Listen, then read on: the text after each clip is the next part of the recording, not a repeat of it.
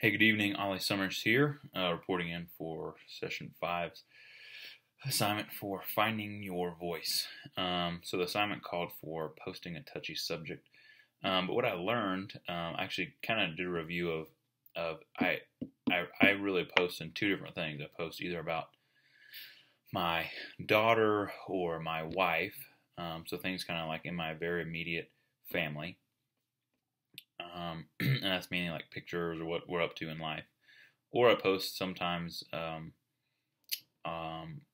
things about like leadership or theology, just quick like little thoughts that might come to my mind while I'm either driving or reading or whatever it is. And so, and just kind of my analysis of that and thinking back on it, I actually find that a lot more people respond to in either comments or likes or having some sort of discussion around things that have to do with real life. And so, in that New York Times article, "Finding Your Voice," multiple authors talked about just being honest, being yourself, being what's real.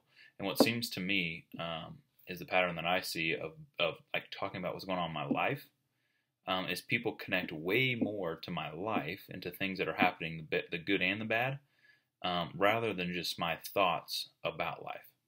So if I say some cool little phrase about theology or leadership or spirituality, or Jesus, whatever I want to talk about, don't get nearly as much response to those type of things rather than saying things like, just, hey, here's a picture of me and Mallory at the park having an awesome time with my wife, or proud of my wife for graduating from nursing school, whatever it is, like things that connect to like a person and our relationships and our actual life get way more traction. However, I've also seen the flip side of this, which I would say is the negative end of it, is when you talk about touchy subjects, when you see people post things that are really kind of controversial. Like if I were to post something like, man, I really hate gay marriage, it would freak people out. And Deborah Lee and her article about bad rants, I see that over and over and over again. And people even now, some of the folks in my that are on my friend list, they'll even put in their status, "Here comes a rant," or like "rant warning" or whatever, and then they'll get to it. And then that stirs up a ton of conversation as well. And so again, I've said this again.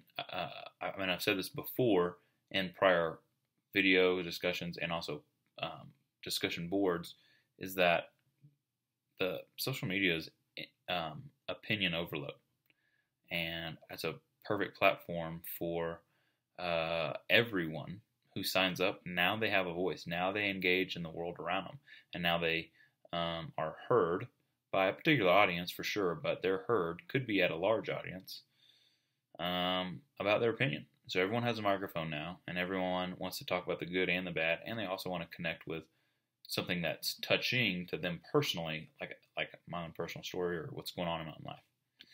So that's what I found. I think the greatest learning lesson from all of that is I think that your rants, if you want to call them that, you really should take some consideration in how you want to publish that.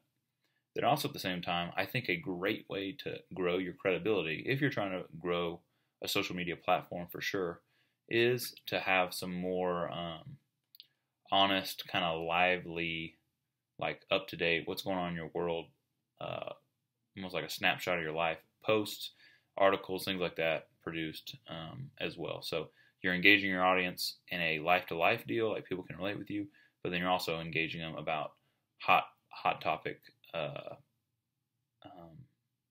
discussions as well. All right, thanks.